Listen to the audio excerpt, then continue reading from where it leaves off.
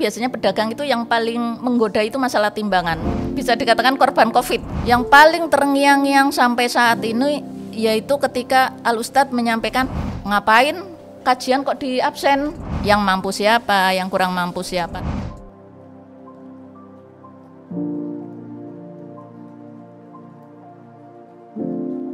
Awal mula kami mengenal kajian MTA saat itu berawal ketika kami mendengarkan radio. Tanpa sengaja kami menemukan channel radio yang saat itu isinya kajian. Nah, untuk saat itu kami pantau terus dari hari ke hari dan kita juga mencari tahu radio apa itu dan alamatnya di mana. Nah, setelah kita sekian lama memantau radio tersebut, kita baru tahu kalau ternyata radio itu nggak begitu jauh dari rumah tempat kita tinggal, kira-kira 10 menit perjalanan. Nah, setelah itu kita setiap hari memantau, kita pengen tahu itu kajian jam berapa. Nah, saat itu juga pokoknya tanpa basa-basi, tanpa mengenal siapapun saat itu, kita mendatangi alamat radio itu dan kita mengikuti kajian. Nah, ketika kita masuk ke sini, tepatnya ke Radio Prima ini, saat itu mungkin jamaah belum begitu banyak, sekitar 20-an saat itu masih. Itu terjadi pada akhir tahun 2015. Kemudian ada juga pengalaman yang ketika saat itu pertama kali kami hadir di kajian, di situ juga ada absensi kedatangan jamaah. Nah, saat itu saya cuek saja karena saya anggap ngapain kajian kok di absen. Nah, sekali dua kali kita nggak ikut absen, tapi ternyata ketika beberapa kali tetap ada absen, ya udah kita ikuti saja absen itu. Ternyata absen itu untuk mendeteksi, istilahnya mendeteksi jamaah itu jumlah kehadiran ada berapa, dan nanti kalau misalnya nggak berangkat kita dianjurkan untuk izin itu alasannya apa sakit atau ada kepentingan. Kalau misalnya sakit nanti kita lapor ke pengurus. Nah, nanti setelah kita lapor ke pengurus, nanti dari pengurus diumumkan untuk didoakan. Nah, untuk yang barangkali berhalangan hadir, sedang mempunyai hajat, nanti didoakan mudah-mudahan dimudahkan segala hajatnya. Kemudian setelah mengikuti kajian sekian lama dari tahun 2015 sampai saat ini, yang paling mengena menurut saya itu kebersamaannya yang luar biasa.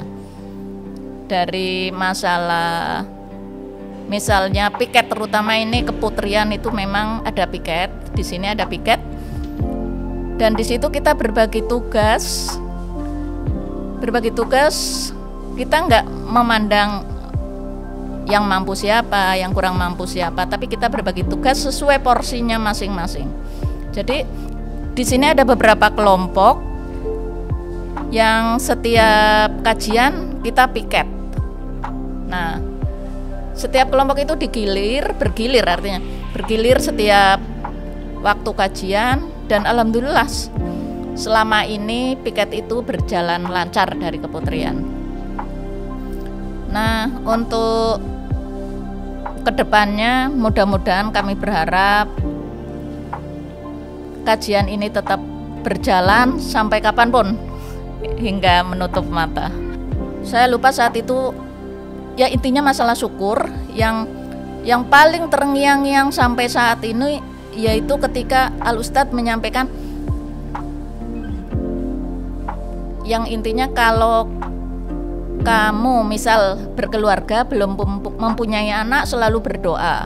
Nanti setelah dikasih anak kok malah nggak bersyukur, malah meninggalkan ngaji atau meninggalkan ibadah-ibadah yang lain. Itu yang paling mengena sampai saat ini. Jadi intinya jangan sampai kita ngaji tapi terhalang oleh suatu apapun.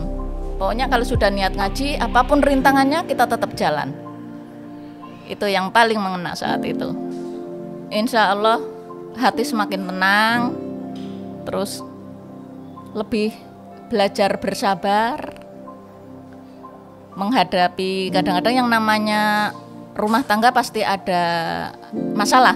Nggak mungkin rumah tangga itu nggak ada masalah. Selalu pasti itu selama kita hidup pasti ujian-ujian itu selalu ada. Cuma bagaimana kita menyikapi itu yang paling utama. Dulu saya jualan di pasar, tapi setelah ada wabah COVID, kita sudah nggak jualan lagi. Bisa dikatakan korban COVID. Dulu sebelum ngaji kita mungkin masalah timbangan ya, itu biasanya pedagang itu yang paling menggoda itu masalah timbangan. Mungkin asal nimbangnya ya. Tapi setelah ngaji kita tahu, insya Allah kita mengamalkan, terutama itu dalam hal timbangan. Dalam ibadah terutama itu kalau kita dengar adzan, kita selalu bergegas mengambil air wudhu. Itu yang paling itu. Ya, untuk berpakaian juga kita berusaha semaksimalnya. Walaupun mungkin belum sempurna, tapi kita berusaha lebih baik lagi begitu. Harapan ke depan untuk kajian MTA, mudah-mudahan tetap berjalan seperti biasa. Mudah-mudahan dari pusat Al-Ustadz juga tetap rawuh ke majelis ini.